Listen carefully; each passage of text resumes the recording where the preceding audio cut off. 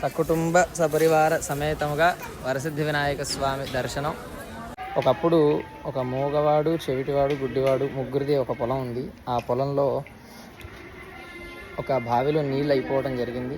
నీళ్ళు అయిపోయినప్పుడు వాళ్ళు మళ్ళీ ఆ బావిని తవ్వుదామని చెప్పి తవ్వడం మొదలుపెట్టారు. అలా మొదలుపెట్టినప్పుడు అందులో నుంచి స్వామివారి విగ్రహం బయటపడింది. ఆ స్వామివారి యొక్క విగ్రహానికి ఈ గడ్డ పలుగులు ఇవి తగిలి అందునుంచి రక్తం స్రవించి ఆ రక్తం వీళ్ళ మీద పడి వీళ్ళకు ఉన్నటువంటి అంగవైకల్యాలన్నీ తొలగిపోయాయి. అలా స్వామివారు బావిలో ఆవిర్భవించారు. అప్పటి నుంచి స్వామివారు క్రమేపీ పెరుగుతూ ఉన్నారు. పెరుగుతున్నారు అనడానికి సజీవ సాక్ష్యం ఏంటంటే 50 ఏళ్ల క్రితం ఇక్కడ చేయించినటువంటి ఒక వెండి స్వామివారి మూర్తి, స్వామివారికి చేయించినటువంటి వెండి పట్ట, అది ఇప్పుడు స్వామివారికి సరిపోవట్లేదు. కాబట్టి ఆ విధంగా స్వామివారు దినదిన ప్రవర్ధమానంగా పెరుగుతూ ఉంటారనమాట.